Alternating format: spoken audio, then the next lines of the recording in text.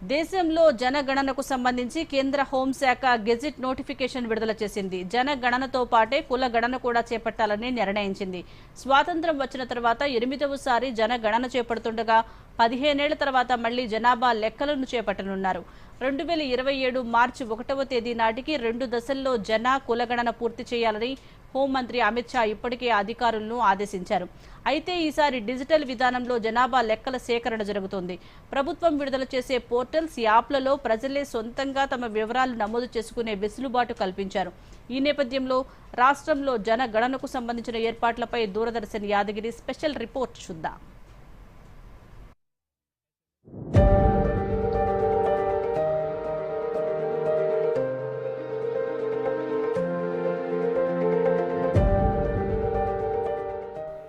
ప్రజల ఆర్థిక సామాజిక సమాచారాన్ని సేకరించడం, సంకలనం చేయటం, విశ్లేషించటం, ఆ తర్వాత దాన్ని ప్రజలకు అందుబాటులోకి తేవటాన్ని జనగణన అంటారు. జనగణనలో భాగంగా దేశవ్యాప్తంగా ఉన్న ప్రజల సంఖ్యతో పాటు వయస్సు, లింగం, భాష, మతం, విద్య, వృత్తి, ఎక్కడ నివసిస్తున్నారనే వివరాలు సేకరిస్తారు. ఈ గణాంకాల ఆధారంగా ప్రభుత్వ విధానాలు, సంక్షేమ పథకాలను రూపొందించి అమలు చేస్తారు. స్వాతంత్రం వచ్చిన తర్వాత 8వసారి జనాభా లెక్కలు చేపట్టనుండగా ఈసారి జనగణనలో కులాన్ని కూడా చేర్చారు. ఇందుకోసం 34 లక్షల మంది ఎన్యూమరేటర్లు, 1,30,000 మంది సూపర్వైజర్లు, ఇతర సిబ్బందితో డిజిటల్ పద్ధతిలో జనాభాను లెక్కించనున్నారు. 2 దశల్లో చేపట్టనున్న ఈ జనగణనలో మొదటి దశలో గృహాల జాబితా, ప్రతి ఇంటి నివాస పరిస్థితులు, ఆస్తుల వివరాలు సేకరిస్తారు. 2వ దశలో ప్రతి ఇంటిలో కుటుంబ సభ్యుల వివరాలు, సామాజిక, ఆర్థిక, సాంస్కృతిక, ఇతర వివరాలు సేకరిస్తారు. జనగణనకు సంబంధించి కేంద్రం గెజిట్ విడుదల చేసిన నేపథ్యంలో రాష్ట్రంలో జనాభా లెక్కలు చేపట్టేందుకు అధికారులు సిద్ధమవుతున్నారు. ఇందుకు అవసరమైన ఏర్పాట్లను ఇప్పటికే మొదలుపెట్టారు. జనాభా లెక్కల కోసం అత్యంత కీలకమైన ఎన్యూమరేటర్ల సంఖ్యపై ప్రాథమికంగా అంచనాకు వచ్చారు. దాదాపుగా 85,000 మంది ఎన్యూమరేటర్లు అవసరం అవుతారని భావిస్తున్నారు. జనగణనకు ఎన్యూమరేటర్లు, సూపర్వైజర్లు, సిబ్బందితో పాటు మున్సిపల్ కమిషనర్లు, తహసీల్దార్లు, మండల, జిల్లా స్థాయి అధికారులు, ఇలా అందరూ కలిసి మరో 5,000 మంది వరకు అవసరమవుతారని లెక్కలు వేశారు.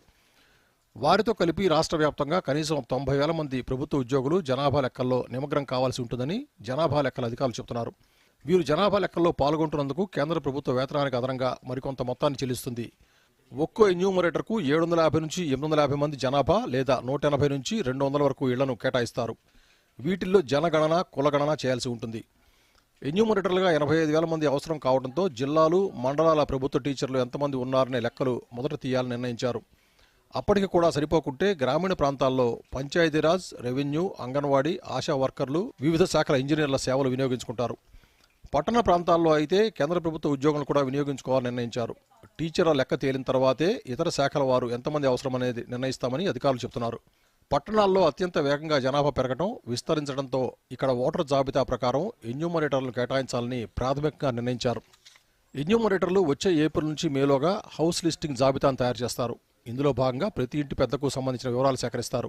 ఈ ప్రక్రియ మొత్తం 45 రోజుల పాటుగా సాగుతుంది. 2వ దశలో 2027 ఫిబ్రవరి 9 నుంచి 28 వరకు పాపులేషన్ ఎన్యూమరేషన్ జరుగుతుంది. ఈ దశలో కుటుంబ సభ్యుల వివరాలను, వారికి సంబంధించిన సమగ్ర సమాచారాన్ని తీసుకుంటారు.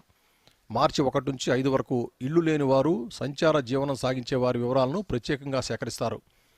కుటుంబ సభ్యుల సమాచారం తెలుసుకోవడానికి ఇప్పటికే 34 అంశాలతో ఓ ప్రశ్నావళిని కేంద్రం రూపొందించింది. అయితే వీటిలో కొద్దిపాటి మార్పులు, చేర్పులు ఉండే అవకాశం ఉందని, కులగణన కూడా చేపడుతున్నందున అదనంగా కులం అనే అంశాన్ని చేరుస్తారని అధికారులు చెబుతున్నారు. Bureau report, Doordarshan news.